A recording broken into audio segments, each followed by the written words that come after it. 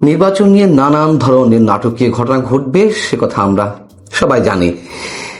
কিন্তু আওয়ামী লীগ তো শুরু থেকেই 12ই ফেব্রুয়ারি নির্বাচন প্রতিহতে ডাক না দিলেও দলের শীর্ষ নেতৃত্ব দলীয় নেতাকর্মীদের উদ্দেশ্যে এই নির্বাচন বর্জনের আহ্বান জানিয়ে আসছেন, নির্দেশ দিচ্ছেন। শেখ হাসিনা থেকে সজীব ওয়াজেদ জয় কিংবা আওয়ামী লীগের অন্যান্য পর্যায়ের শীর্ষ নেতাদের পক্ষ থেকে এই আহ্বান জানানো হচ্ছে। এমনকি গত সোমবার ভারতের কলকাতায় একটি অনুষ্ঠানে ভার্চুয়ালি যুক্ত হয়ে সরাসরি একটি বক্তব্যে সজীব ওয়াজেদ জয় দেশ বাঁচাতে হলে এই নির্বাচন বর্জনের আহ্বান শুধু দলীয় নেতাকর্মীদের উদ্দেশ্যেই নয়, দেশবাসীর উদ্দেশ্যেই তিনি আহ্বান জানালেন। এমনকি সামাজিক যোগাযোগ মাধ্যমে এই প্রচারণা তো শুরু হয়েছে যে নো ভোট নো ভোট, কিন্তু প্রকাশ্যে দেশের কোনো কোনো জায়গায় আওয়ামী লীগ নেতারা ধানের শীষের পক্ষে ভোট চাইছেন। ভেতরে আসলে কি ঘটছে? তারা নিজেরা নিজেদেরকে বাঁচাতে নিজেদের সিদ্ধান্তে ধানের শীষের পক্ষে প্রচারণায় নেমেছেন, নাকি দলীয় হাইকমান্ড অথবা স্থানীয় দলীয় নেতাদের নির্দেশে তারা এই কাজটি করছেন, নাকি অন্য কোনো সমীকরণ আসলে ভেতরে ভেতরে ঘটছে? যেমন আমরা বলতে পারি মাদারীপুর 1 আসন শিবচর উপজেলা নিয়ে যেটি গঠিত, সেখানে বিএনপির প্রার্থী নাদিরা আক্তার তার বিভিন্ন বৈঠকে সমাবেশে স্থানীয় আওয়ামী লীগের নেতাদের যারা দীর্ঘদিন পালিয়েছিলেন তারা প্রকাশ্যে এসে ধানের শীষেও ভোট চাইছেন। আওয়ামী লীগের এই নেতাদের দাবি যে তারা সাবেক চিফ হুইপ নূর আলম চৌধুরী লিটনের নির্দেশেই ধানের শীষের প্রার্থীর পক্ষে প্রচারণা চালাচ্ছেন। যদি সেটি হয়ে থাকে, নিঃসন্দেহে এটি ছোটখাটো কোনো ঘটনা নয়। নূর আলম চৌধুরী লিটনও কোনো ফেলনা নেতা নন, আওয়ামী লীগের খুব শীর্ষ পর্যায়ের একজনই বটে এবং শেখ পরিবারের সদস্য। তো বিএনপির একাংশের আবার দাবি, বিএনপির একাংশের নেতারা কর্মীরা বলছেন যে মাদারীপুর 1 আসনটি আওয়ামী লীগ অধ্যুষিত এলাকা, জেলার বর্তমান ও সাবেক সব জনপ্রতিনিধি আওয়ামী লীগ ও সাবেক চিফ হুইপ নূর আলম চৌধুরী লিটনের অনুসারী। সাবেক এই সংসদ সদস্যের সবুজ সংকেত পাওয়ার পর থেকে আওয়ামী লীগের পলাতক নেতা কর্মীরা প্রকাশ্যে বেরিয়ে এসে নাদিরা আক্তারের উঠান বৈঠকগুলোতে অংশ নিচ্ছেন এবং ধানের শীষের পক্ষে ভোট চাইছেন। এই যে বৈঠক, এগুলোতে কারা উপস্থিত ছিলেন?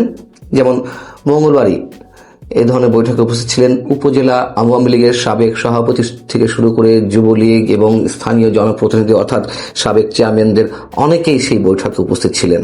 আবার যিনি প্রার্থী ধানের শীষে নাদিরা আক্তার, তার বক্তব্যটিও অবশ্যই এখানে উল্লেখ করার মতন কারণ আছে নিশ্চয়ই।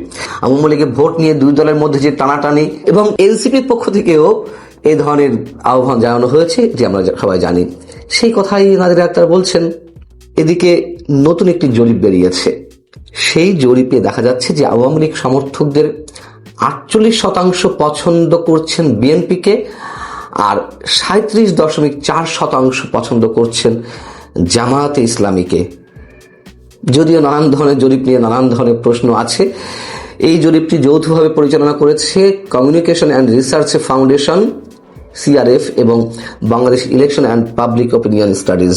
এমন একটা গুঞ্জন তো আছে যে আওয়ামী লীগের ভোটাররা ভোট কেন্দ্রে গেলে অবশ্যই তাদের সব ব্যালট বিএনপি বাক্সে যাবে।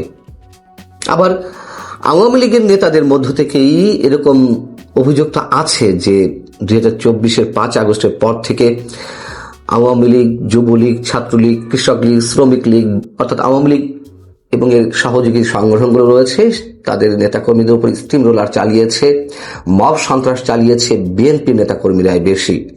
তাদের জায়গা, জমি, ব্যবসা প্রতিষ্ঠান সব দখলে নিয়েছে বিএনপি নেতাকর্মীরা। অতএব তাদেরকে ছাড়া যাবে না, তাদেরকে ভোট দেওয়ার প্রশ্নই ওঠে না। এবং যারা বলছেন, অনেকে আবার বলছেন যে বিএনপির উপর প্রতিশোধ নেওয়ার জন্য আবার জামাতকেই তারা ভোট দেবেন। এটি আমার কাছে একেবারে অবিশ্বাস্য মনে হয় যে বিএনপির উপরে এক ধরনের ক্ষোভ থেকে জামাতকে ভোট দেবে, এটি আমার মনে হয় না। তবে হ্যাঁ, স্থানীয় পর্যায়ে ব্যক্তি বিশেষের জায়গা থেকে এরকম হতেই পারে, যারা নির্যাতনের শিকার হয়েছেন তারা সেই ধরনের আক্রোশ মেটানোর জন্য এটি করতেই পারেন, এটি অস্বাভাবিক কিছু না। কিন্তু ব্যাপক অংশে গড়ে জামাতকে ভোট দেবে কোনো সিদ্ধান্ত নিয়ে এরকমটি হওয়ার সম্ভাবনা একেবারেই 0%, এটি আমার কাছে মনে হয়।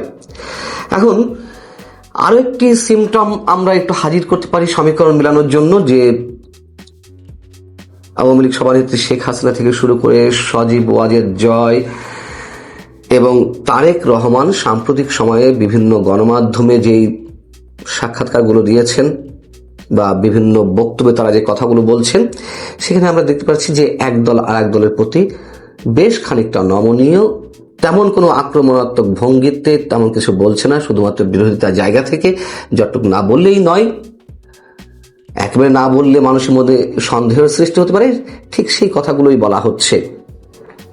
বরং যে কথাটি আমি শুরু থেকেই বলে আসছি, এই দেশকে বিশেষ কোনো অশুভ শক্তির হাত থেকে বাঁচাতে আওয়ামী লীগ এবং বিএনপিকেই একসাথে রাজপথে নামতে হবে, আন্দোলন গড়ে তুলতে হবে, সেদিকেই সম্ভবত যাবে।